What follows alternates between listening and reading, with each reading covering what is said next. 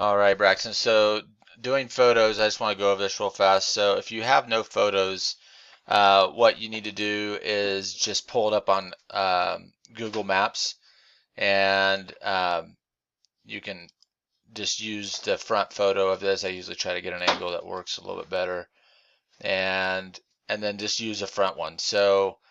Um, so I use let me see, I use a little um, little snipping tool to do that. So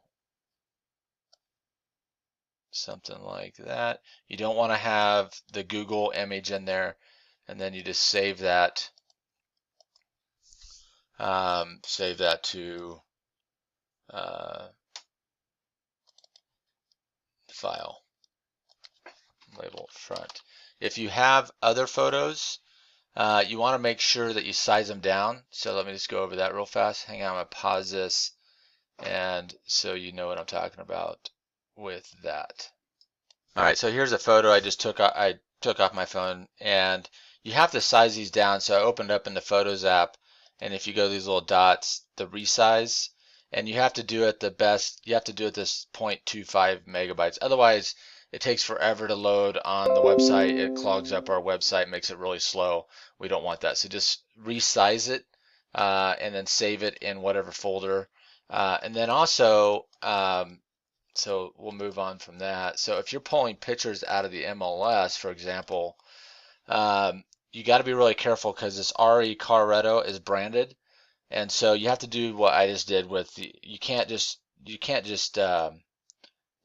save the image into the file and use this.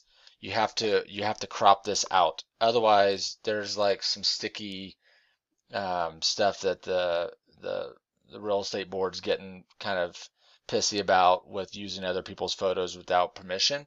Um, so this is one way around that, is just making sure that you don't use labeled photos. And so for example, I'm just gonna save this and then open it back up. So you can just crop it out.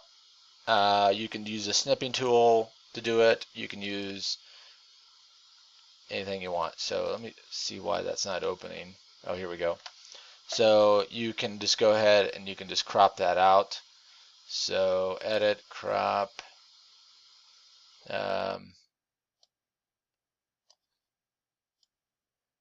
and then you can just save that copy. So that way you get that realtor image out. And then also just make sure that it's resized. If it's coming out of the MLS, they're already sized for internet. But um, anyways, so that's just dealing with photos. So if you're dealing with it on your phone, you got to make, if you've taken the photos, there's no copyright issues that you have to worry about, so you can use your own photos. But just make sure you size them down for the internet. If you're using them off the internet, make sure you're cropping things out so they're not labeled.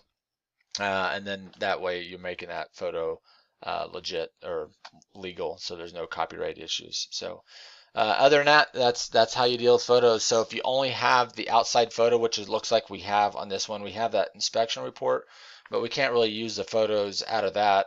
That's not really what we want. We need like uh, photos that, those are inspection report photos. You're taking pictures of cracks in walls and things like that. So that's not what we're going to use. So looks like the only photo we have is that exterior. That's fine. When we build the website out, we'll just say more photos to come.